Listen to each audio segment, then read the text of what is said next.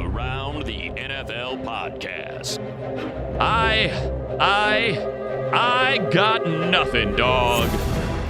Welcome to another edition of the Around the NFL podcast. My name is Dan Hansis, coming to you from a virtual room filled with heroes. Mark Sessler in pink, Greg Rosenthal, and Chris Wessling. What's up, boys? Wessling Wednesdays? What's going on here? Hey, Dan. Hey. Well, they sent me home from chemo yesterday, so no treatment this week, which means my voice is fine and dandy. Did they know that it was around the AFC and NFC week, and they were just like, the people need it. We're just gonna have have the chemo take one for the team. Yeah, streets are talking in the medical industry, and the word got out, so they realized how important this was. All right. So, Wes, so awesome to have you here. The show is never the same without you, especially when it's around the AFC and NFC week. And we have even more reinforcements. This is going to be a good one. When you hear he is the voice of God for the Around the NFL podcast, he is our own Bob Shepard, and he's going to join us today. He is the man, the myth, the legend. He calls play-by-play for the Chargers. He works for NFL Network. He has appeared on the Throwback podcast. And yes, don't forget about Petros and Money, Mark Sessler's favorite drive time radio show in Southern California. Did I mention he was on the Throwback podcast? It's Matt Money Smith. Oh, what an intro, and the music, that sweet lick. Trying to figure out what I'm doing right now. Is it a dark and dusty night, and I'm just kind of like cruising in a back alley with a cigarette, staring at the gun in my left hand that I just used to dust somebody, or am I just alone at a bar because my wife left? Or I just caught my wife in an affair, and like I'm now just drowning my sorrow. That checks out. Beer. Sundown at the beach volleyball pit. Okay, there you go. I'm in board shorts, and we just won. We just won like the six-man title. Just took on the whole Venice Beach. And I'm just looking at him like, yeah, man, we did it. You and me, we just did it. Johnny Lawrence, age 43, at the bar in Reseda. Just thinking about where it all went wrong. There's a dead body somewhere. There's a dead body somewhere, but I felt that way too. Yeah, I felt like it's a cigarette, and I'm just kind of looking at my left hand at the machine I just used to take a human life in disbelief. Like, what's going on here? I mean, what's happened to my life? The problem that we face a little bit is for the listener. I don't know why you'd want to hear what Mark and Greg have to say after like the unannounced son of Tom Brokaw offers a point with total authority. So it's a bit concerning for us, but I will tell you real quick, I'm not only a fan of Petros and Money. I drive my son home during the afternoons, and you've got a second generation Sessler who as I mentioned, he was beguiled. Why, he said, mommy and daddy, why would his mommy and daddy name him Money? That really concerned him as a child, but we got through that, and he's a fan. Yeah. I think he doesn't quite get the Petros angle of it, but we're working on that. We'll be back at it today. So. Oh yeah, don't worry. I know how this race goes. It's Petros starts trailing, but by the end he has crossed the finish line well ahead of me with most fans of the show. It's funny, of all the names to choose, Sess, that you chose Tom Brokaw, because back in my wacky morning show Zoo days, Brokaw was one of the few impressions that I did when he was still an anchor. They would check in with Tom Brokaw to get an update on the news of the day. And I'll give you my trick. When you do impressions, not that I'm good at it, but there is a certain couple words or something that put you into character. And this will probably set the tone for how long ago I was doing this. But for Tom Brokaw, the two words were Senator Harry. As in, Senator John Perry today came out of the debate, feeling as though he got an edge on Senator McCain, and the two are jostling back and forth to finally win the nomination from the Democratic Party. That would be wow. Tom Brokaw, NBC, Nightly News. Interesting little factoid about Tom Brokaw. I've read multiple old magazine articles where he is big in the mountain climbing community. Let me tell you a story about the carabiner. If you do not secure a carabiner to the waist, the rope could easily slip and you will plummet to your death. Exactly. Tom Brokaw, NBC, Nightly News. Do we really have to talk football today? Unfortunately, whatever. Just call out your requests. I'm a monkey and I dance, so just go ahead and call them out. Whatever it takes. Yeah, unfortunately, we do have to talk about football. Or fortunately, because I feel so excited that it looks like this is going to happen. It looks like we are coming up on a week away from football, and on Monday's edition of the podcast, with the great Chris Wessling in tow, we hit around the AFC in 48 minutes. With Money, we're going to hit around the NFC in 48 minutes. But before we do that, a couple things, Money, I would love to touch with you on, because you are, like we said in the intro, the play-by-play guy of the Chargers. And let's start with the Derwin James injury. He is done for the year, torn meniscus, and it turned out to be the worst-case scenario for the Chargers, where it wasn't like one of those, it's a cleanup and he'll be back in a month and a half. No, it's a long recovery. He just got put on injured reserve back in 2021. How big a setback is that for this Chargers defense? Because everyone that watches him and everyone that was hyping him up this year talks about him as a true game changer. Yeah, I think it's, the equivalent of Joey Bosa, of Aaron Donald, of Khalil Mack. Just pick your, one of the 10 best, Nick Bosa, 10 best defenders in the league. And that's what Derwin is. I mean, it completely changes the defense. No one can do what it takes.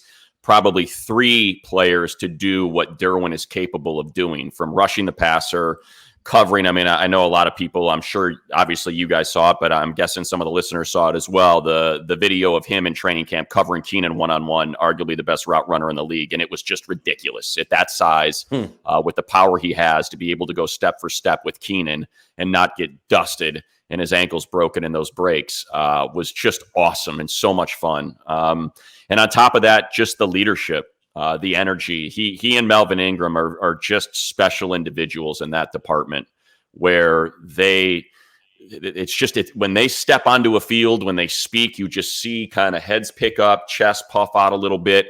And from the time he was a rookie, they had that, and I think you saw it, especially in that wild card game against the Ravens.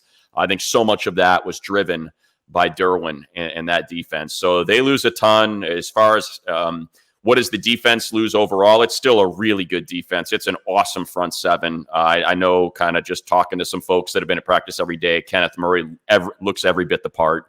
Just a super freak of an athlete at linebacker to go with Drew Tranquil, who was way underrated last year, and I think is going to do big, big things this year. So, you still have Casey Hayward and Chris Harris. I don't mean to do the word soup thing, but just to kind of put a button on it, that what I guess they're going to do is they're going to push Rayshon up to strong from free, Rayshon Jenkins, and they'll probably put Nas Adderley at free. And he looked really darn good, man, last year in that 4th preseason game before he hurt his hammy. I think he had 2 picks against the 49ers and damn near had a 3rd. So that's probably how they'll try to cover it up. Is it the same defense? Hell no. But hopefully he gets better, man, because no matter what if you're a fan of the Chargers, if you hate the Chargers, that's just not possible to not love watching Derwin James play. Puts more on Gus Bradley. I know you're not gonna kill him. Nice guy. Everyone likes him. I think this defense is underachieved under Gus Bradley. I think a lot of Gus Bradley defenses, if you look at the talent going back to Jacksonville and this defense, you would think they do better. And so that means the scheme isn't winning for them. And so that worries me. I think this was, even without Derwin James, a little disappointing considering how many good players are on this defense a year ago. Well, I mean, I guess it's all relative. I look at Gus and that defense, and I just think of all the pressure that has been on it the last couple years. And the offensive line for the Chargers has been atrocious. And I think about what Phillip Rivers covered there. Turnovers have been a problem for that offense year in and year out. And yet, when you look at the defense, statistically, you'll see they're giving up yards, but consistently they're one of the best red zone defenses in the league. And that's what it's about. When you have an offense that's not putting up points, that team, that side of the ball kept the Chargers in every single game. And Phillip Rivers, unfortunately, it just got sideways on him possession after possession. But they had an opportunity to win. I'd say of their 11 losses, legitimately had an opportunity to win probably 8 of those games. And I think so much of that was predicated on how that defense played in the red zone. And look, Gus will be the first one to admit it, that the lack of turnovers is completely unacceptable. But I don't, and that's, I think, where the Derwin injury really comes in is, their corners and their safety, and outside of Derwin, they're just not really interception style. That's not the style that Casey plays. He's more of a cover corner. You're not throwing it in my direction. And Michael Davis on the other side, I don't know what you're going to get out of that. Plus, just a lack of athleticism at linebacker with Denzel Perriman, who's just kind of more of that squatter, run stopper. So I think a lot of it, maybe it sounds like I'm making excuses for Gus, but I just thought the defense overachieved, to be honest, considering what they were dealt with on the offensive side of the ball, game in and game out. And quickly, because we should get into around the NFC, but I definitely wanted to touch on one of the more powerful episodes of Hard Knocks ever last night on HBO. Of course, it's Hard Knocks Los Angeles, covering the Chargers and the Rams, and there's money all over the episode, making, I believe, your Hard Knocks debut, money. Yeah. But it was in a very different stage where the Chargers arrived at their new stadium for the first time, SoFi Stadium, this beautiful place. And then after a very passionate team meeting, decide they don't want to practice following everything that had happened with Jacob Blake, the shooting in Wisconsin. And you were there for it. Do you want to just take us a little bit behind the scenes, what the vibe was like that day, last Thursday? So we were supposed to, DJ and I were supposed to call the scrimmage for NFL Network. It was going to be a whole hour covering practice, the scrimmage, interviews. Guys were going to kind of pop on the headset set throughout the hour broadcast on NFL Now. And next thing you know, everything changed. And it changed right before we went on the air. Before Steve Weich threw it to us, we got Beimer got in our head and said, "Hey man, they're still in the locker room and they ain't dressed. So I don't know what's going on." So immediately I don't want to say we have to van, we just have to fill, and we don't know what to fill with, because I don't want to be saying, well, a scrimmage coming up and we're talking football, and all of a sudden, the tone changes dramatically, and wacky play-by-play guy, spinning footballisms, getting ready for a practice. So that was in the back of my mind. Don't say anything stupid's in the back of your mind, and try to read not the room, but read the stadium. So that's probably why I think when you listen back or when you watch the episode, there's a lot. I'm very slow and deliberate in my speech. There's a couple ums in there because there's people in my ear saying, "I think coach is coming out. Don't go to break yet. I hear coach wants to talk to you." So we were dealing with all of that. Just to quickly kind of wrap the Hard Knocks, I'll say this. George Stewart's one of my favorite people in football. I've had the great pleasure of being with these Chargers for 3 years and being around Coach Stu for 3 years. He is as high quality an individual, as impressive as a human being as you'll ever be around. And the one thing I'll say about him is he is just the light. He is a walking smile, happiness. If you're down, you see him, and just that big booming voice and his giant hands when he puts them on you, it makes you feel good. So to see him in that disposition, to see him in that manner, I've never heard him curse before. That's the first time I've ever heard him curse. And to just kind of hear the pain in his voice as he was going through his past of 62 years, and it started when he was 6 and oppression in the South, I think was very real and even a little painful for me to hear, because he is just such a wonderful human being. Yeah, it's Chargers special teams coach, George Stewart. And I wrote about it in the Hard Knocks recap on NFL.com. Yeah, his speech to the players, like Money Sanks, was so passionate and came from a real place of, pain and frustration, but also hopefulness that something could be done as we move forward. So, all right. Money. Yes. Let's get Am going. I starting? All right, I'm starting. Yes, this is the format. You're not starting. Here's the format. 3 minutes. I got the format. You texted me. I'm not dumb. I know how this works. Let it fly, Jesus. Let's go. Let's get after it. Listen, Money, you're the broadcaster of broadcasters. Who knows? This could be somebody's first around the NFL podcast. You never know. Let's go. Money's like, I have a drive time show starting in 45 minutes. I'm out of here. I'm supposed to be out of here in 40 minutes. Let's go. Let's Ricky, let it are rip, you there? baby. Huh? Ricky, you there? Let's do it. Let's start it out. I'm here. With the NFC East, Greg Rosenthal. 3 minutes. We on? Greg. We doing it? Let's go. What is it? What do I have? What? The Eagles? I'm sick of talking about it. Turns out I wasn't the one that needed the instruction. It was freaking Rosie. Well, usually tells us the team we got. I'm sick of talking about this Eagles team. All I do is talk. I talk about the same teams every time. This Eagles team, there's so much focus on what's not there. Okay, the 2 offensive linemen. Brooks, and then they lose Jalen Reagor, who we haven't talked about, their first round receiver. I think you do lose focus on what is there, and that's Carson Wentz. And I do want to just throw it out to everyone. With Deshaun Jackson there, assuming Miles Sanders is back, I think the offensive line is still better than average despite losing 2 players. I think you look at the best tight end group in the league, and you think if Carson Wentz ever elevates to a Deshaun Watson, Russell Wilson tier of player, to me, if you look around him, he's got enough. And I don't know if we've just sort of given up that Wentz can elevate to that level, that he's settled in a little behind that. I haven't given that up. Where do you guys think Carson Wentz's upside is here? Because to me, I look at this team and I still see enough talent despite the injuries to compete with anyone in the NFC. We've already seen his upside, and it's MVP favorite before he tore his ACL. I don't see why he can't get back to that.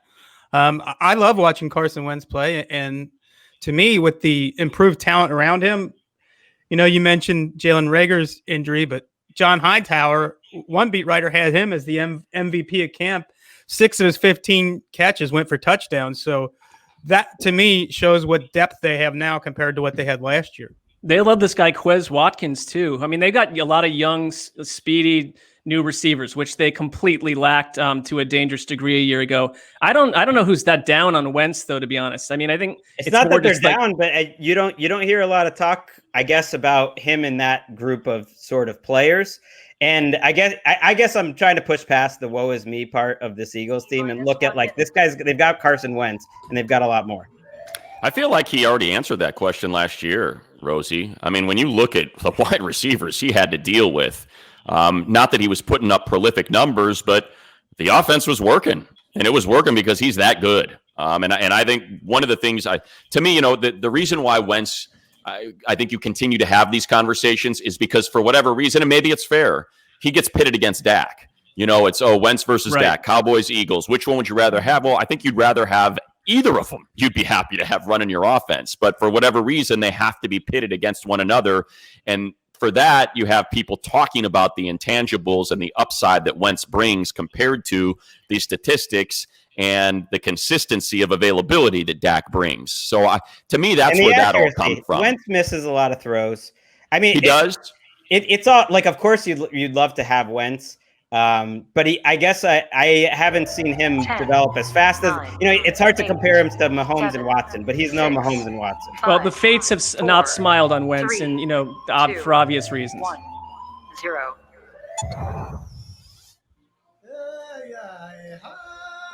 Mark Sessler, the Dallas Cowboys. All right, mixing it up. The wind chimes weren't doing it for me. I'll do it to this song. I'm going to keep this sheet. I like to do these long, windy openings. Not this time. Here's why I like Dallas. Number one, you get Leighton Vander Esch healthy and back. And remember how they were with him 2 years ago. You get Kellen Moore back. Mike McCarthy had to come in and said, I'm going to run the show. I love that he kept the continuity of Kellen Moore. They found a way to keep Amari Cooper. Now you have the best wide receiver duo in the NFL if they all pan out. 31 other teams passed on Everson Griffin. The Cowboys added him along with DeMarcus Lawrence to shore up the one thing that we were nitpicking on all offseason about Dallas. Are they perfect? No. But this is my Super Bowl team. This is the team I picked on NFL.com. Am I crazy? Come at me with your takes. I don't think you're crazy. There is certainly one of those. There's certainly one. Come at me with your takes. Like, you can't go, am I crazy? Come at me with your takes. It's got to be, am I crazy? Come at me with your takes. Well, listen, you're the radio man. I'm just hanging on here until higher management realizes I'm doing this. Of course, you're not crazy. There's a lot that can go wrong with the Cowboys, and it usually does because, like we said recently, it's been a quarter century since they've been to the Super Bowl. There must be something organizationally to go wrong that they haven't even been back to the NFC title game since then. However, on offense, this feels like a team that could score 30 points a game. And then you get in that position, Wes, and we've talked about this on this pod a lot. When you have an offense that's that good, your defense only has to be okay. Can the Dallas defense be okay? I think it can, and they changed their scheme this year. I think they're going to take more chances on defense. And then offense, you're talking about, they were ranked number 1 in DVOA for most of the year. I mean, ahead of the Chiefs, ahead of the Ravens for most of the year. And some of that hides the issues they had with timing, that their yards and points didn't always come when they needed it. But now you add CD Lamb, and one beat writer said his camp is on par with what they saw from Des Bryant in the prime of Des Bryant's career. I mean, that's as much of a difference maker as you can get. Well, the difference is they're deep. I mean, you can talk about all the stars, but how about Aldon Smith? Everyone said had an amazing camp, which to me is a big X factor for this team. Blake Jarwin has had a big time camp. Everyone wants to talk about. Like, they have depth. Trevon Diggs, their rookie cornerback, they like a lot. It's not the old Cowboys team where it was just stars and scrubs. Like, they're well built better, and they get to play a bunch of scrubs in Washington and East Rutherford. I really think that's a huge edge for the Eagles and the Cowboys. 4 games against 2 of the worst teams in the NFL. They also have the AFC North, which I don't love that for any of these NFC East teams. The one thing I think it comes, kind of going back to your point on the Eagles, Rosie, and that's lines. The Eagles have the most impressive interior defensive line. They have a solid, I'm with you. I don't think they lose a whole lot on that offensive line, so they have an above average offensive line. You mentioned with the addition of Griffin to go, and not to mention, supposedly an unbelievable camp as Aldon Smith perhaps can shake his demons and return to form. And I think that's what the division comes down to. Which of those 2 units stays the most intact and can have the greatest impact outside the division, because as you said, they're going to whip up on Washington and New York, and we'll see if they can maybe split with one another. I don't know if they're. It's hard to. I don't know. It's hard for me to say the Cowboys are a Super Bowl team. I'm sorry, Seth. I can't do that. I can't. I got to see it. We came at you. He challenged. He I picked challenged the Eagles a year ago, so that didn't go too well. Wes, the G-Man. The G-Men, this offense is a little intriguing, and I saw one of their coaches predicted a 1,000-yard season for Evan Engram at tight end. They're talking about a more explosive and involved role for Saquon Barkley in the passing game. So this question is for Greg. Would your desert friends, how would they feel about a proposition in which Saquon Barkley and Evan Engram each lead their position group in the NFL in scrimmage yards this year? Well, I don't know. I would like to see the odds on that. That's a pretty tall order. That would be a fun thing to throw out for our sandwich prop show. A little plug there coming up next week. Evan Engram is the one that, look, I get excited about him every year. I love watching him play, and it just never happens. So he's always great in August. It's like staying through 16 games and staying on the field is his big challenge. It's hard to imagine. Is he the Cowboys of fantasy tight ends? A little Big bit. game in August. Is he gonna? Starts. Is Jason Garrett the guy to bring out huge yardage from an offense that was throwing the ball 40 times a game last year and racking up yards? I don't know. Like, this offense could be more efficient, but I'd be a little worried about like Danny Dimes as a fantasy guy when he's coming off a season where he threw it 42 times a game. It's just not going to happen again. I really like Daniel Jones. I think he's going to be an asset for New York. I'm not sure though that going from Pat Shurmur to Jason Garrett was the most inspired. Like, when you go from like one relationship to the next, you kind of like change it up a little bit and throw a little spice in there. And I don't know if that's what's occurred here. I look at it from, what did he want to do in Dallas? And is the talent of Barkley on par with Zeke Elliott? Obviously, the offensive line isn't, but I'd probably feel a lot better about a Giants team that's not throwing it 42 times and giving the ball to Barkley a whole lot more. There's, again, the offensive line, especially with the opt-out, is a big question mark, but I don't know. Maybe I'm not as into Danny Dimes as you are, Sess. I know there was some good there, but there was also some bad. I mean, that you have got to be able to take care of the football, and we have seen that be an issue for quarterbacks, and it's hard for them to shake, because when a play breaks down, that's when muscle memory and those bad habits start to emerge again. And I think that's, just watching a dude getting all loosey-goosey with the football as he's running around is very hard to shake. I just like to hope that he improves, like the fumbles and stuff, that's the kind of thing that you'd see a quarterback, improve over year 2, year 3. They say that quarterback fumbling is one of the quote-unquote easier things to fix if you have the right coaching. And you got to just hope that's done. But you know what? Dimes showed something. Barkley, Ingram, Slayton, Sterling Shepard. There's some pieces here. They're going to score. They look like a team that's already been ravaged by injuries before any injuries hit. That's what their defense looks like. You're not allowed to do that. I thought the thing went off, Rosie. Yeah, dart gun. Shoot me with a dart gun, then that's the punishment. Ooh, All I right. like that. Washington football team, Matt Money Smith. Okay, here we go.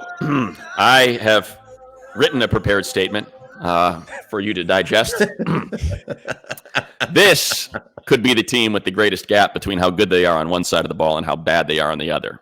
If healthy, the defensive line, nasty. And with offensive line question marks, we just mentioned the Giants, and perhaps in Philly with injuries, those two divisional opponents could have serious issues dealing with the front. That was already a force before the addition of Chase Young, who, as we know from our colleagues, Daniel Jeremiah and Bucky Brooks, was celebrated as a 1 of 1, a true difference maker and the best player in the draft. Now, on the other side, it's one of the worst offensive lines in the league, a total of 1 pass catcher that you have any faith in, not receiver, pass catcher. And we don't necessarily, I think, feel good about a quarterback that has a lot of questions surrounding him as well. No quarterback's been put in the worst position. You mentioned it on our show the other day. Darnold, like, who's been in the worst position? Dwayne Haskins, not like he helped himself with his early play last year. His number 3 receiver is a guy, Dontrell Inman, who's been cut by about 7 teams. His left tackle is probably the guy they just traded for from the Raiders, who couldn't make the Raiders. He could not make the Raiders, and he's going to be the left tackle.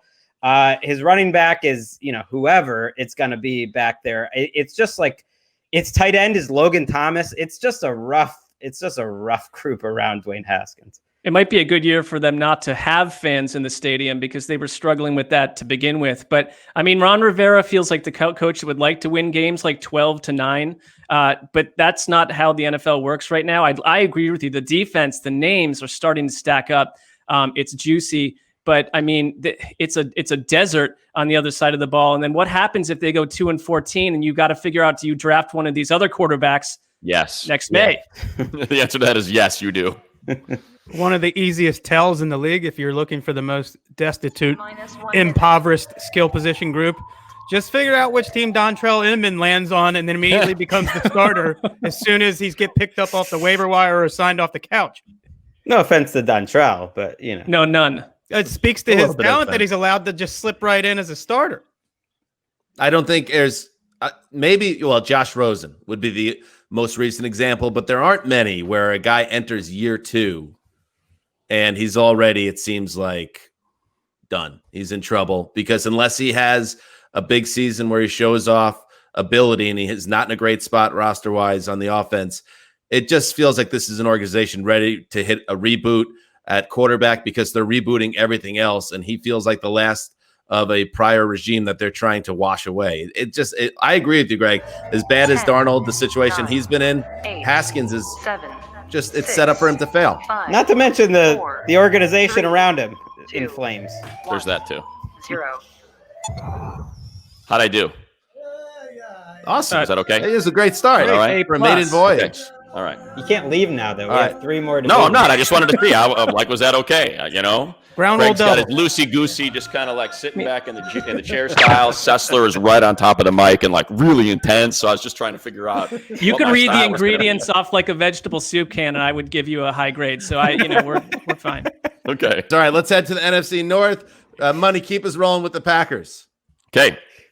Here is my Packers paragraph, if you'll please.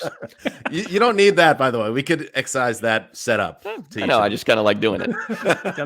It's like when Mark starts his thing by saying, "Okay, I'm going to go really fast now." Well, one way to do it would be to just get right to it. Well, that was the message before. We started the show about 3 minutes, and I'd already written a lot of long stuff, so it went into panic mode. Yeah, restart the clock, Ricky. Go, Money. Okay, good. No. We remember they were 13-3 last year, right? We remember they beat the Seahawks in the playoffs before getting destroyed by the 49ers, right? They swept the division last year. So what has changed? Why is everyone down on the Packers? They have one of the best nose tackles in the league, surrounded by a vicious pass rush in the Smiths. Their secondary got better. 4/5 of their offensive line is back. Last time I checked, Devontae Adams is one of the 5 best wide receivers in the league, and freaking Aaron Rodgers is their quarterback. So why do we keep having a debate over who's going to win the NFC North? I just don't get it. I love that, Money, because it does feel personal, doesn't it? It feels like people are annoyed that the Packers weren't a true 13-3. Everyone says that was a soft 13-3. People didn't like the way Aaron Rodgers played. And now they didn't like the path they took in the draft, not bringing in more receiver help. So now the thought is screw the Packers. They're really an 8-8 team, but there's no real evidence to back up why that should happen. I think the heart of it is that, like you said, it's not a true 13-3, that they were lucky to get that record. That's the heart of it. And then secondly, I don't know if you can look around the NFL and find another team that should expect less out of its first and second round draft picks as rookies. They should expect a little more. Like my thing is, Wes, do they need those first and second round rookies? I mean, Absolutely, I look at that team because look at what we've dealt with for the past few years out of there. Like, look at the division.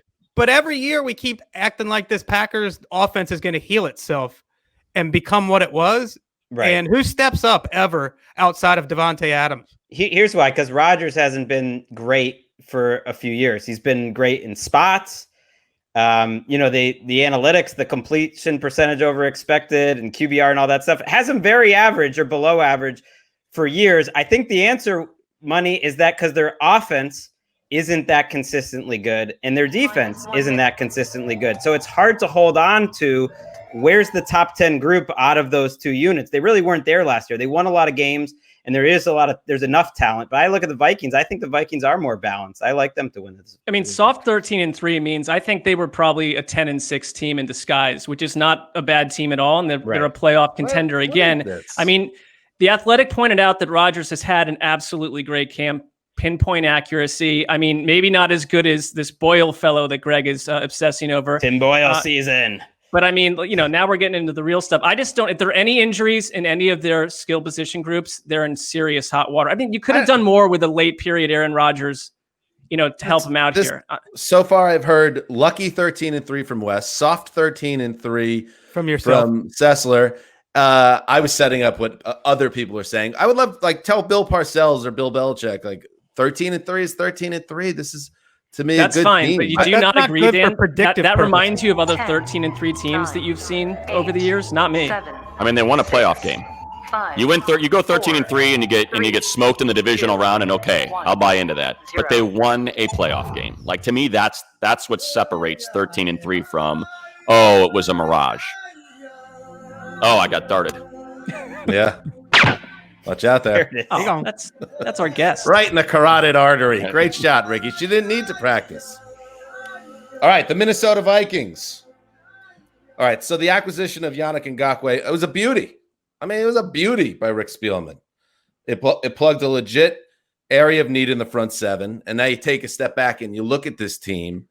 It profiles as the most complete group to me in the NFC North. I don't know if the Vikings finally get to the Super Bowl, but I don't know if there's another team in the conference that I'm more confident is going to be in the playoffs. I just think that this Vikings team has a very high floor, the way it's set up, and I don't know if it's high enough to get them where they need to be and back to the Super Bowl, but this feels like a locked and loaded 10 win and up team. Your thoughts?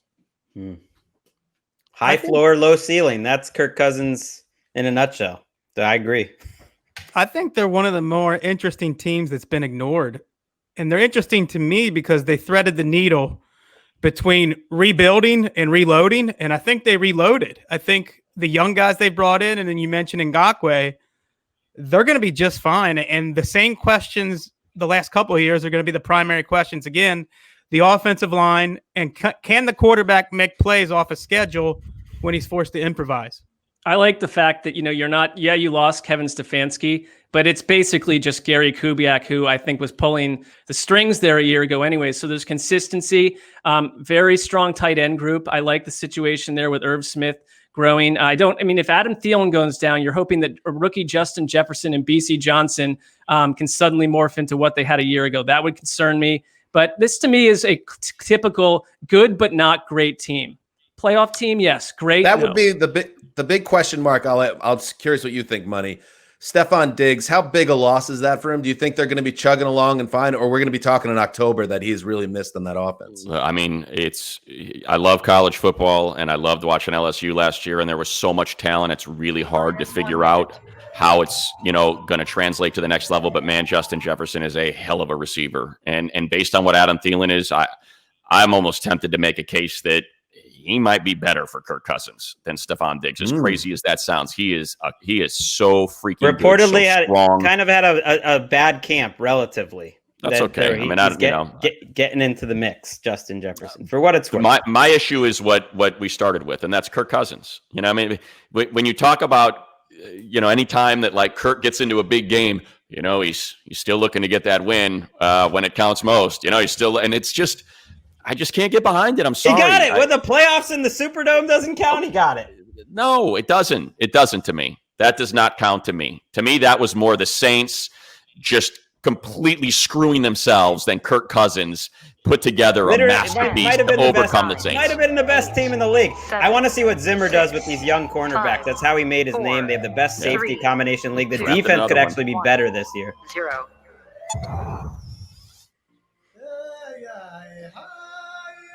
Sessler, the Chicago Bears. This team, I think we know this team annoys me a little bit. I think the 12-4 season 2 years ago hurt them because you lost the best coach in your staff in Vic Fangio. Okay, it created a false evaluation of Mitchell Trubisky inside the building. I think it turned Matt Nagy from a high-rise, like young offensive mind into a guy who was treating like the search for a kicker, like looking for the Ark of the Covenant. And they've just given Jimmy Graham $16 million over 2 years. They don't pick up Trubisky's option. They make him a lame duck. You bring in Nick Foles, who's never started more than 11 games in a season. I really just see this as a snooze fest with a lot of changes coming down the road potentially. Am I being too harsh on the Chicago Bears? No.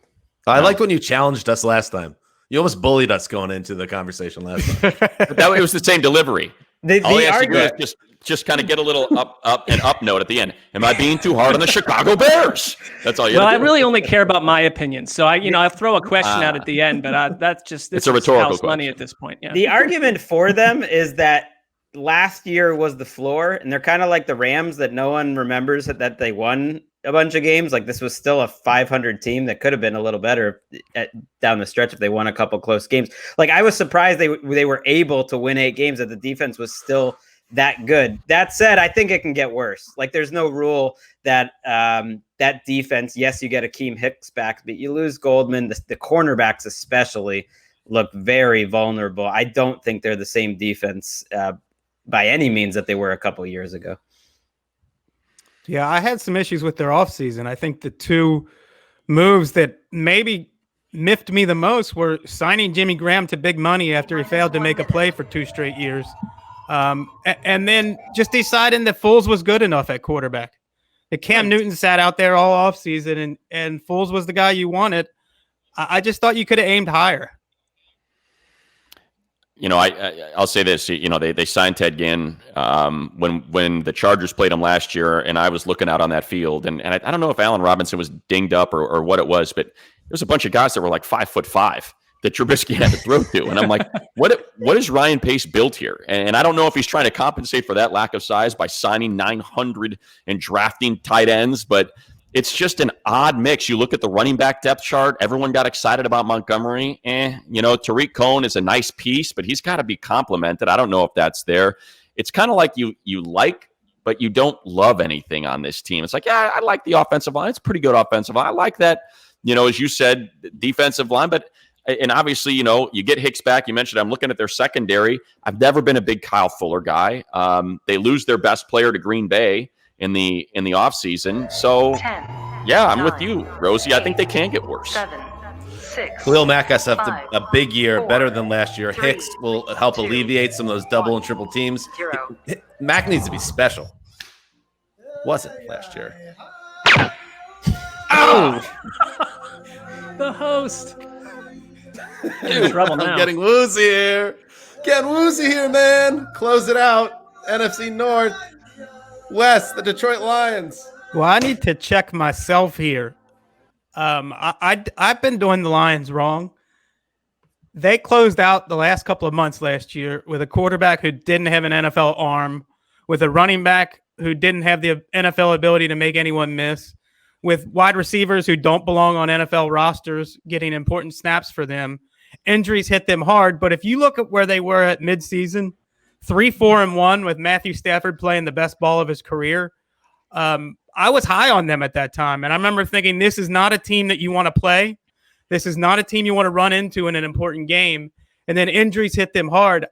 To me, I guess my question is, when I look at this offense, I see one that can sneak up on a lot of people and be a top 10 offense in the NFL. Do you guys see the same thing? I truly, I am believing in this Lions thing, just like as you want to believe in a little bit of magic once in a while and things looking a little different than they have in Detroit for a million years. If DeAndre Swift gets healthy and you've got him and Kerryon Johnson, I think they're this old school team that's going to run the ball a billion times, even though you've got Stafford. They've got a good offensive line. They're good against the run. I just like the setup in a weird year for them to be a little bit better than people expect. And my big question would be, there's a lot of talk. I've had people text me when I've touted the line saying, you don't get it. Matt Patricia has no stock in this locker room. I think that might have changed a little bit in the last couple of months with what's going on in our country and how he's responded to that. But that's a little bit of an X factor. You know what I think changed everything? When Patra on our podcast called you out, Mark, for regularly denigrating his favorite team. And then really from that moment, you became a Lions supporter. I think it shows that you're a good guy and a friend to Patra. But there is connective tissue. There's no doubt. Well, no, I think that shows that you think I just sway in the wind depending on what anyone says, and that's just not the case. Wes, I'm going to go back to what you said about that record, and I was in the middle of that because the Chargers lost a game to the Lions they had no business losing. They had 3 just absolutely brutal plays that would have put them up 2+ scores. A fumble by Austin Eckler at the goal line when it was first and goal, and they had 2 touchdowns taken off the board, one for offensive pass interference, which was just insane, and another for an illegal block that would have, again, put them up 2 scores. They weren't really able to move the ball against the Chargers at all. There was a 13-10 game. Their 1-score game off of a turnover. Remember the game before that, and I just remember watching it, their defense just allowed Kyler Murray to light them up in the fourth quarter. And I think their other wins were against pretty unimpressive. I think one of their wins came against the Giants. So it's not like, they were 3-4-1, but it wasn't really that impressive. They almost beat the Chiefs. Their offense was top 5 in DVOA while Stafford was healthy. They were going deep. They were making plays. They'll be fun. The question to me is, can Patricia coach defense? We know he can't fit his scheme around other players because they've been absolutely terrible with other players. Now he's got all of the guys he wants. Can he be average? Well done, Greg. No You didn't want dart. that dart. Masterful. No dart. TV The thing is, he comes at me with the DVOA thing, and I can't do anything about it because I don't want to dart to the neck. So I just got to wear it. Greg move. I just got to wear it. Those DVOA analysis. Oh, sorry. I mean, they put up 34 on the Chiefs. You know what? Wait, One game. They put 13 on They put 13 on the Chargers. That's also one game. Ricky, put down the gun, for Christ's sake. All right, let's pause here briefly. 2 things, 2 notes. One on the Lions, that they signed their left tackle, Taylor Decker, to a 6-year, $85 million extension through 2026. That's some of the biggest money in the league for a left tackle, so they do big business. And in the other realm of big business, but before we get into the NFC South and start with the defending champion, well, actually, they didn't win the division. But the Saints, no, they did win their division. Yes, I'm an idiot. They were the 3 seed, though. Anyway, moving forward. Got this under control. Shoot me with a dart. I'll wake up tomorrow. It'll be better. Alvin Kamara and the Saints, it popped up yesterday. ESPN reported that the Saints were open to trading Alvin Kamara, their superstar running back, if they couldn't work out an extension. Things seem to calm down a little bit today. ESPN's Jeremy Fowler reported that they are, quote, not far apart in contract negotiations. Greg, is this going to be one of those much ado about nothing stories? Kamara's going nowhere, and before you know it, he's going to get like Joe Mixon or better money? I think so. The biggest, ado here might be a rap sheet coming after you, being like, hey, I reported that same thing Fowler did 12 hours before. This was like a source war here. You could see Kamara's agent talking to about 5 different reporters saying, hey, we've got it all settled down. And you could tell it was Sean Payton throwing out a little public fire that, hey, like, we're willing to trade you. Don't get too cocky, Kamara. And no one's going to take this trade. They were like demanding a first-round pick. It was all just public negotiations. And it sounded like they're going to be somewhere between Joe Mixon and Christian McCaffrey, and everyone gets happy. And I have no idea how the Saints are going to exist in 2021. They're like $80 million over the salary cap. That's not an exaggeration. That's literally how far they are over the salary cap before even putting this contract. They always figure that out, though. They do, but it's really getting aggressive. Doesn't that just like put a microscope or I guess magnify the fact that this is really just a last shot for the Saints? We can get into it in our 3-minute segment, but And speaking of Joe Mixon, since I brought up his name, the Bengals signed their running back to a 4-year, $48 million extension through 2024. And then his migraines disappeared and he was back on the practice field. So look at Wes handed out big contracts to running backs. Things are changing in Cincinnati. Come back to the West Side, buddy. They're waiting for you. He's the running back on the Oblivion All-Pros. Nobody watches the Bengals, so they don't realize how good he is, but he's one of the best players in the league at his position. Mm-hmm.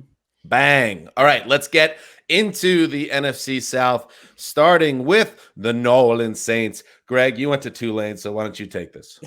I will try. I think the Saints secondary, I'm going to start with their defense, is one of the most talented groups in the league. And you just think of like what a change that is. This used to be such a joke, their defense in general, especially their secondary. Janoris Jenkins, to me, is a guy you know how he's going to play. Once you read the camp reports, he either is checked out on the season and a problem, or he plays like at an all-pro level. Him being the number 2 cornerback behind Lattimore just makes them so deep. I know Wes loves Chauncey Gardner-Johnson, who is just like an unbelievable young player. They have Malcolm Jenkins now at safety. I like Marcus Williams. Like, they're deep at all their positions in the secondary, and they have got a great defensive line too. Like, to me, the defense is going to keep this team from even a 10-6 type floor. We know the offense is going to be fine, but I think they have a chance to win 13, 14 games and hold off whatever challenge they get from the Bucs. Yeah, to me, the question is the same one it's been the last year or two. What can the quarterback do in the playoffs? What can the quarterback do against good defenses when he's got a 30-yard arm? To me, that remains the number one question. Well, you just bring in Jameis Winston, and then he gives the game away. Or a little guy named Taysom Hill, please. What about Evan Silva calling Taysom Hill a gadget troll on Establish the Run this week? Anybody have thoughts on that? I thought it was a red zone troll, as in he's going to steal touchdowns. Yeah, that's actually a compliment, that's not really a detractor. He's saying you're kind of banged if you maybe have Alvin Kamara or someone else in fantasy, because Taysom Hill is going to he's going to spin spells and devastate the enemy week after week. It's my little Taysom Hill pitch. For clarifying that. For all the talk about Breeze's arm, and you're right, Wes, it's like their offense was awesome when Breeze was in there last year until the playoffs. How about the game that decided whether they kept the season going or not? What happened to his arm in that game? Like, I get it. He played poorly in the play. I guess it's just hard for me to be as worried when they're putting up so many points, when they're so efficient, when they were like an unbelievable offense. And he was, one of the top 5 quarterbacks in the league. We just talked about Alvin Kamara. He told the media a couple weeks ago that he had a torn knee. And Wes, you were talking about it all last season, going into January, that he couldn't make people miss. If Alvin Kamara is Alvin Kamara again, that's a super duper star that you slot into an offense that was already very good with a compromised version of him last year. I'm not really worried about the Saints on offense, even with Breeze advanced. Oh, I'm not worried about Kamara at all. I'm worried about the quarterback with a 30-yard arm. We can disagree on that. That's fine. That's fine. That's part of this podcast. Money? I'm not weighing in because whatever I say, freaking Rosie's going to get the last 10 seconds. And I learned from my mistake. So you can take your DV away and you can shove it up your tail, all right? See what I mean? There's the countdown clock. He's already learned the entire trick to the show. 1, 0. See, now we need to calm it down. See? Now everything's calmed down. Fool me once. Shame on you. Fool me twice. You won't get fooled again. What's going on here? Somebody famous said that. Wes, the Atlanta Falcons. Calm down, Greg. Out of all the little training camp nuggets that we see on Twitter, I think the most important one that I've seen is from William McFadden of the Falcons website, who said the clear takeaway from their Friday night scrimmage was how good Todd Gurley looked, how fast and agile, the acceleration on outside runs and cutting up field.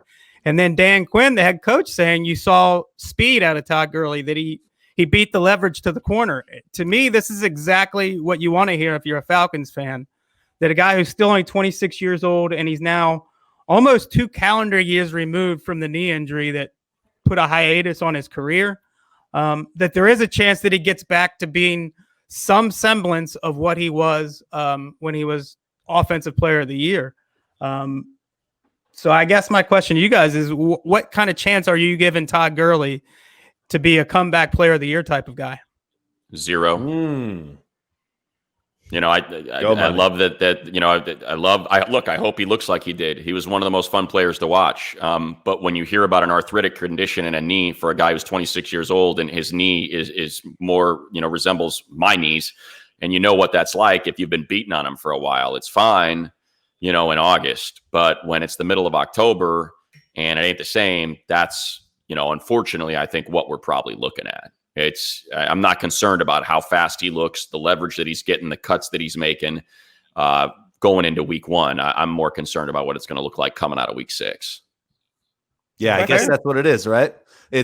Wes, you put it as he's 2 years removed from the injury. Is he ever going to actually be really kind of removed from it? Or is this just who he is now? I'm with you, though, as like a guy to get behind as Offensive Player of the Year. Well, those days are gone. He did that once. Could be a comeback Player of the Year because he was such a fun and exciting athlete in this city. If his career was done by 28, it would be just a total shame. They just feel a little fragile to me in the sense that if the Gurley thing doesn't work out, and Brian Hill's got a lot of buzz from Dan Quinn too in camp, but still, is that someone you want, as your situation at running back? If a wide receiver goes down, someone like Russell Gage gets moved up. I mean, Hayden Hurst, Matt Ryan gushed over him all offseason, but we haven't really seen Hayden Hurst do it entirely on his own as a tight end 1. It kind of reminds me, in the Matt Money Smith realm, the "Who Are You?" the Who song. Like, what is this team? They go 0-7 or 0-6, then they win 7 in a row. Like, they're just sort of a wacky, inconsistent team, which is not what I expected from Dan Quinn. I don't feel like they've ever really found their footing post hideous Super Bowl loss. Calvin Ridley, watch out now. Calvin Ridley, there's a guy to get behind. Fantasy heads. Yeah, they're a pass first team. I mean, to me, the running game is never good under Quinn, and it's going to be fine. If Gurley's not, I'm they saying had the number 1 backfield in the NFL when they went to the Super Bowl. I guess I'm thinking post Super Bowl with Kyle Shanahan. That's fair. They have the same story every year. They stink to start the year. They close strong on defense, and everyone thinks that the defense of improvement will carry over, and for whatever reason it never does. They need their draft picks to show up. Caleb McGarry, their right tackle, first round pick last year, was terrible. AJ Terrell, he was good though at the end of the year, Greg. That O-line, they got healthy and they were a lot better. It's like a run first O-line. They need Takk McKinley to show up. They need AJ Terrell to show up, who they drafted over CeeDee Lamb. A lot of their draft picks haven't Look at the last 4 games, Greg. Maybe the last 4 seconds. Oh, I didn't get it done. No, I got out before the beep. 2 can play it that game. The Tampa Bay Buccaneers. The Bucs instantly became the most interesting stories in the NFL when they swapped out Jameis for Tom Brady. Then they brought his buddy Gronk out of retirement for good measure. Smart people like a Chris Wessling, like a Brian Baldinger, are very high on this defense. The offense will almost certainly be better, or at the very least, more responsible with TB12 at the controls. But what's the true ceiling here? That's what I really want to know about this team. Are the 2020 Bucs like this frisky, fun off-season story that will give some good teams scare, or are they a bona fide Super Bowl contender with this makeup? Ceiling, I think they're a Super Bowl team. I think you could put 10, 12 teams in that mix, and I would say they're one of them. They're in there. Okay. Absolutely. I mean, with the talent on both sides, my concern would be they had a historic run defense, one of the best of all time. And the defensive improvement was really impressive. And I love the personnel. Usually when you improve that much from one year to the next, you're just trying to hold on. So I think a lot of people are kind of thinking, are they going to take the next step on defense? History would say they'd actually be more likely to take a step back for as much as they went from basically 31st in the league to a very good defense by the end of last year. Players are there, though. Like, the personnel is as good as almost any team in terms of starters. Wes, you buying? I think you have to put their ceiling at the Super Bowl, because I think the question is Tom Brady, and I think that he's lost quite a bit in the last 2 years. Other people think he has it, and we'll find out the answer to that. But it's within the realm of possibility that he's still a guy. If you get to the playoffs, he can guide you to 3 or 4 wins and get that Super Bowl. I like hearing things like OJ Howard has had Tom Brady all over him at practice in a good way. Like, that his game's changed because Brady is so meticulous that he's addressing everyone on the offense around him. It's a team with 4 or 5 like post primetime games. If they ever started like 1-3, and I understand that Tom Brady is probably like, at this point, a clone mentally and perfect and can't be shaken. But this is a team with no playoff experience around him. Like, if they really got off to a rough start, is this locker room able to overcome something like that? I think the one thing you mentioned here too is the coaching. I think you love Todd Bowles and Bruce Arians together. I love the no nonsense throughout training camp. The fact that he went after Brady in the offense after their off day. What was it last week? I think beginning of last week. But to me, it's already been said. I mean, Greg said it. There's a ton of talent on this team. I mean, there's Super Bowl caliber talent on this team. And you mentioned their schedule. I just pulled it up. Yeah, you start with the Saints, but after that, Panthers, Broncos, Chargers, Bears. So I'm guessing they'll probably have an opportunity to get some momentum at the start of the season. 7, 6. Greg, 10.5 wins, over 4, under. 3. I'm going 2, under 10. 1, 0. I mean, Good division. happens with Money's mad. All right, close out the NFC South. I love that he sets it up with, I think they can win the Super Bowl. Over, under, 10.5 wins. Under. I mean, I'm a businessman. Kind of on the fence. You're on the fence a little bit What are the there. odds? All right, Money, close Yes. out this division. All right, here we go. Carolina Panthers. This can't be overstated. Again, going back to my college football appreciation / passion. In Matt Rule's previous 2 stops, he accomplished the impossible. The Temple Owls found themselves in the AP Top 25 twice after having never appeared there since 1979. That's what he did at Temple. After that, he goes to a Baylor program that was a disgrace, a scourge on their entire university campus. He basically dismissed the entire team and just wore a 1-11 season, only 2 years later to be in overtime against Oklahoma away from making the college football playoff. He is an awesome freaking coach and a great leader of men. Anyone that's ever been around him will tell you that. How much talent does he have on that team? That's the question. But I think there's some there. I absolutely love Derek Brown, the rookie. And if K'Wan Short's healthy, that's going to be formidable. And, the offense has obviously Christian McCaffrey and DJ Moore that I think you can be excited about. So I'm actually looking forward to seeing that the Panthers are going to knock somebody off. They're going to knock 1 or 2 teams off late in the season. I just believe that much in Matt Rule. I really do. I am with you. It is not Kool-Aid that I'm drinking. It's truth serum, because what you said is real. And I think he's that kind of guy. And you know what? There's David Tepper probably knows it's going to be a rough season out of the gate. I think the Panthers are the kind of team. They're saying there probably will be 25 different players from last year's roster to start the year. They're tearing it down to the studs. There's patience, but there are pieces. And I think this is the kind of team that you're going to see Matt Rule develop and grow them week after week. And I hear they're going to drop a bomb on someone in late December and cause total chaos. Is Tepper an honest? He's very honest. Is Tepper a patient man? We'll look at the contract how that he is has. as The an owner. contract says he was. Right. I mean, the contract's Gruden-esque in terms of we understand what has to happen here. I'm not really plugged into the zeitgeist on this Panthers team. Are they expected to be like a 3-win team? I see them more as like a 6 or 7 team. I think 6 or 7. I just think going back to what Greg said, the division. I mean, you gotta go up against the Saints, Bucks, and Falcons twice. So I think they're probably teams don't think of them as the worst roster in the league, but I think they're an injury or 2 away from it. Yeah, they could be frisky, and I'm excited to watch them, but man, they're like a Shaq Thompson injury away from who. I mean, they have no one at linebacker. depth. They have no one in the secondary. You're counting on Matt Rule's coaching to to do it but it's the offensive line. To me, they're a couple key injuries away from 1-15. It's just, no matter how good your coach is, I think they have one of the thinnest rosters in the NFL. Like, Rule turned Temple around, right, and Baylor around, but what did he do the first year? He kind of set the groundwork, right? He put the foundation. 3, 2. That's fair. 1, 0.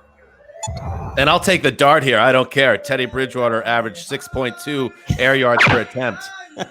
I don't care. 18 feet per attempt. Same as Jimmy Garoppolo. Jimmy Garoppolo got 7 minutes away from the Super Bowl with the exact same stat.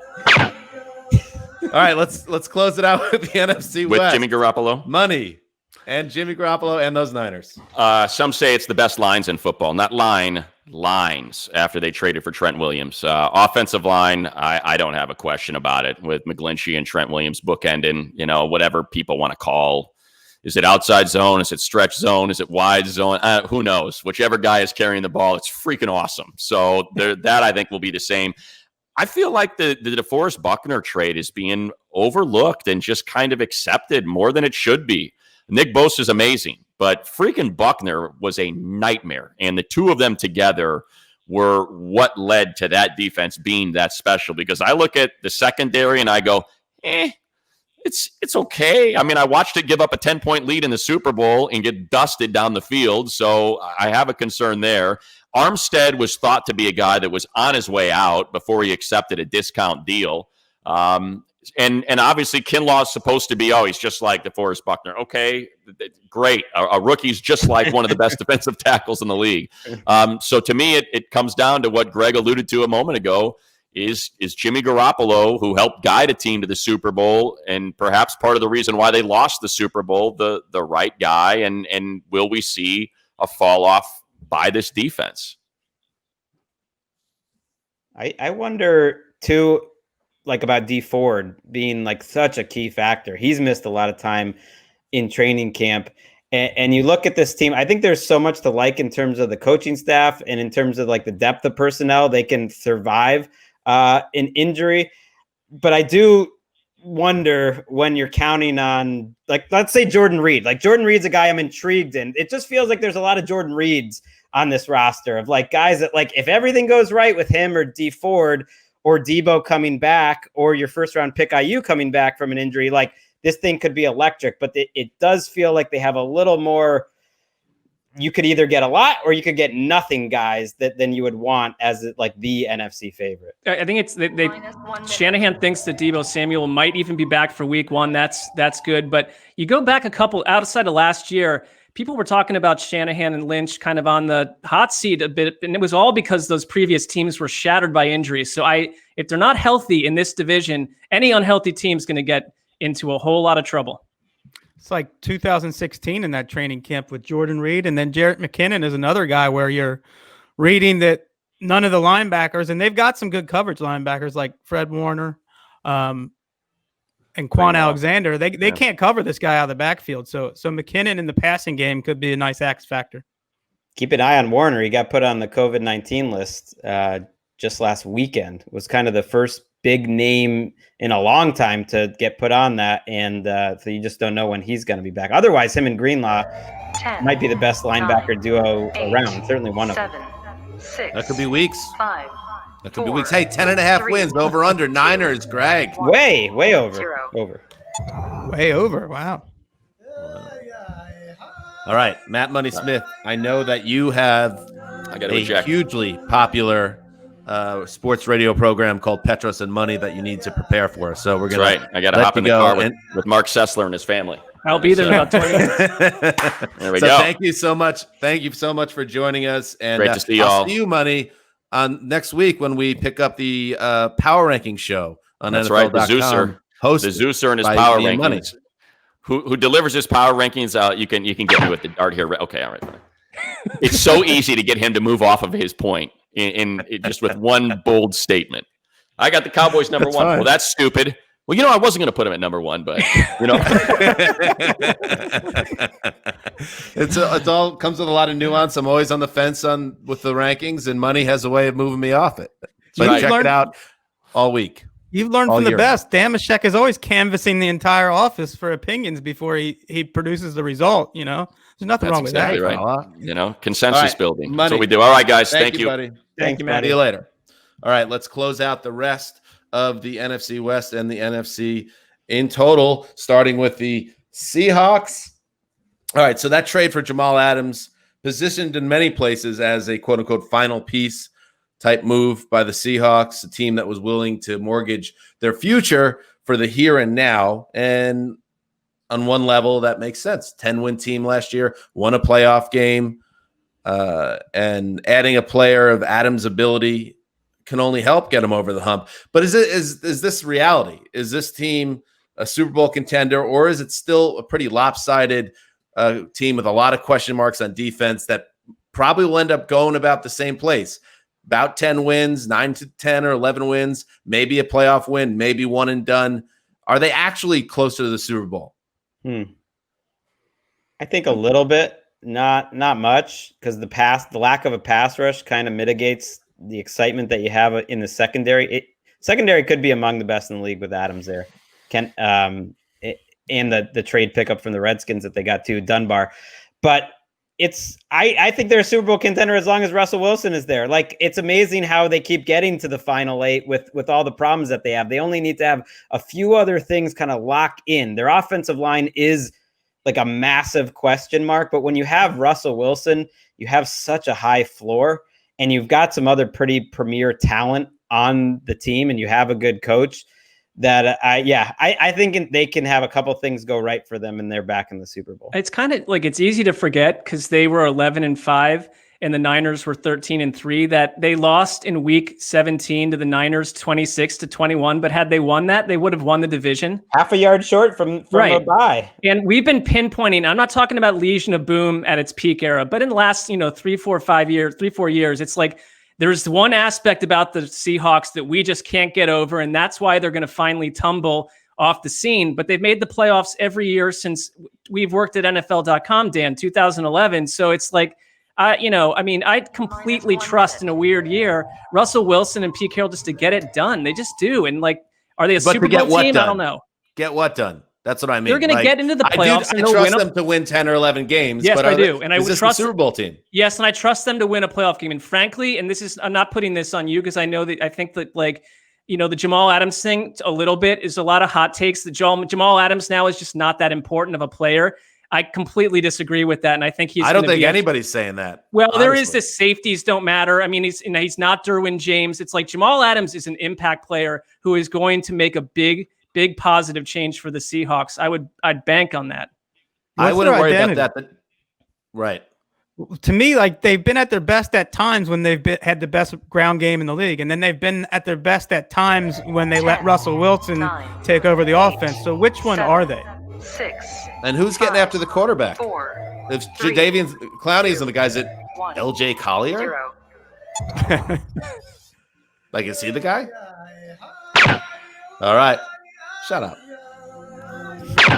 Rams. Ow. All right. You knew, by the way, you knew Ricky would be reckless with a gun. Arjuna, he used it when it needed to be used. Ricky is problematic. Ricky has like 800 more reasons to be annoyed with us than Arjuna. I mean, all right. Well, there we go.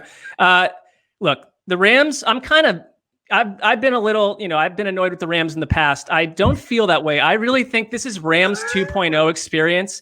And Sean McVay has, I think, reimagined what this team can be on offense. And I think he's probably taken a hard look at reimagining himself as well. I mean, this is going to be an continuation of last year, a tight end heavy attack. I mean, using them much more than they did early on with Higbee and Everett.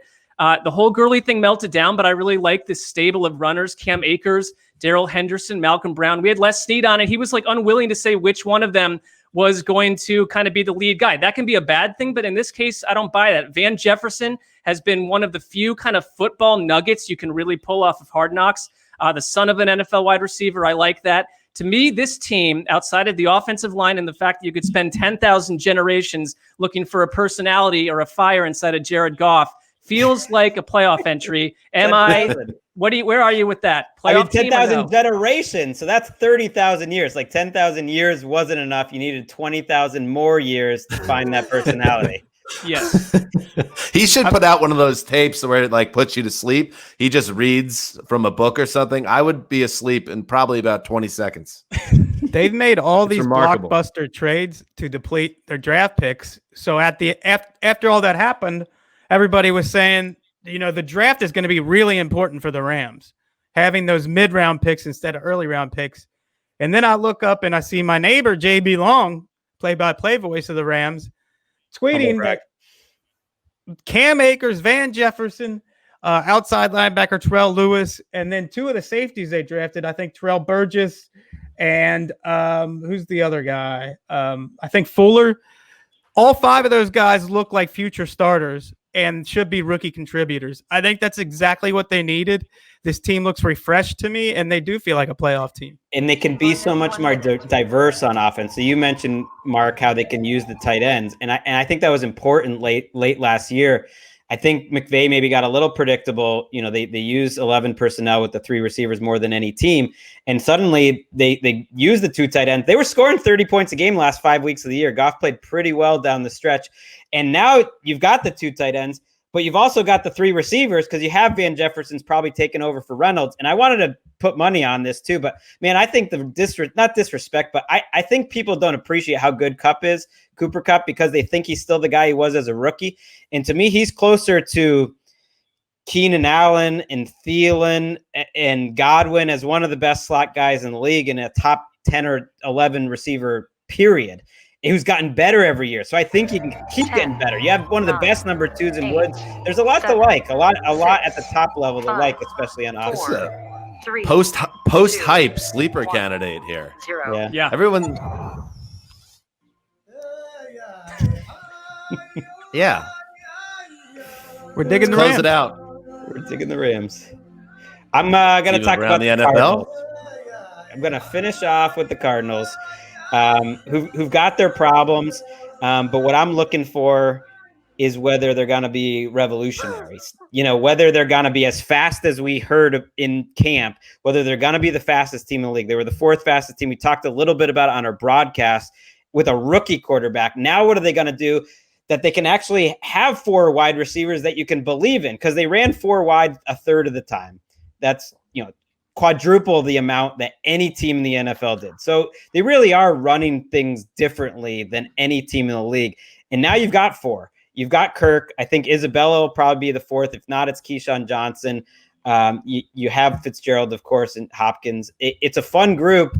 And I think they're not going to win that many games. I think they could be fun and not win any more than they did a year ago because the defense and the offensive line and the secondary, there's a lot of issues. But I want to see Kingsbury just go for it and be a different flavor that the NFL could use. The Ravens are a different flavor, and the Cardinals, to me, should be on the total opposite side of things and at least be fun to watch with this group. I think they can win more games because they start with the Niners, and it's going to be teams figuring themselves out. But then they have Washington, the Lions, the Panthers, and the Jets. So that's a chance for a fast start. And you're right, they were the 4th fastest team. The difference between like the 4th and the 3rd is like 0.8 seconds or something. It's like we're not, it's not like they were 17 minutes faster than the next team. It's mere seconds. That's who they are. And that's who Kingsbury has always been. So I trust it. Yeah, I'll be interested to see if this spreads around the league. Like if Greg's saying, if it's revolutionary, next year there should be 2 or 3 teams or more doing what they're doing. And I think at some level they are, but it's just not as dramatic. Like when Drew Lock came in, you saw them going 4 wide all the time. You see a lot of empty. You see a lot of 4 wide. The difference is like teams are throwing in there as flavors. And for the Cardinals, it's kind of their base offense, or I think Kingsbury wants it to be partly because they want to run the ball. And by spreading out so much, you're going up against 6-man boxes and you're going to have a lot of success in the ground game. Doesn't mean Kenyon Drake's not going to get a lot of run. Right. And Kenyon Drake and Chase Edmonds are used in the passing game. And I'll never forget when we were in London and the Cardinals were just starting to like find their way. And we were watching at that time, David Johnson and, Edmonds just tearing people up, catching the ball and yards after the catch. So I just kind of like the whole deal. I mean, be fun to watch in 2020, or what are you doing? I agree with that. One thing that jumped out to me when I was reading the great Evan Silva, his shy away 30, he has DeAndre Hopkins way up on his list of people to avoid in fantasy. Obviously, very different than real football. But he pointed out that the 2019 Cardinals ranked 18th in pass attempts, 22nd in offensive plays. You have Larry Fitzgerald, Christian Kirk, Kenyon Drake, all in-house target competition. 10, And it's just going to be 9, different than in Houston, where he was just getting fed the ball over and over 6, again. Will he 5, be as big a difference 4, maker as maybe we 3, all presumed him to be? 2, Watch him get that money in the next 0. few days. That contract's coming. You got that on good authority, Rosenthal? I just think you want to keep DeAndre happy. They've been doing some financial moves to like free up money, and so that now's the time of year you sign your veterans. Good stuff. All right. There you go. We just went around the NFC in 48 minutes. Thank you to Matt Money Smith for joining us for most of that exercise and giving us some great on the boots insight on the Los Angeles Chargers. And boys, we're getting there now. 8 days away from football as we record this. Wes, now that your doctor sent you home for the week, do we get you on Friday also? Like, where are we at? Yeah, barring the unforeseen, I'll be here. Look at that. Excellent. A whole week of Wes. What a blessing for the podcast and the audience. All right, so we'll be back Friday with our rundown show. Of course, we'll also be doing our network taping, so make sure you set your DVRs or watch it on Friday afternoon when it goes live on the web. They still say the web? No, You do. Web's out. nobody Moved says the on. web. Please check out my new webpage. The World Wide Web. What about information superhighway? There you go. That's been out for quite a while now. Damn. You know, it will never be out. That pink shirt, Sessler. Love it. I Then finally Ed bought a signing shirt off for the for first time in about Quiet 2.5 Storm, the years. old man, the boss, Ricky Hollywood, Nat Money Smith. Till Friday.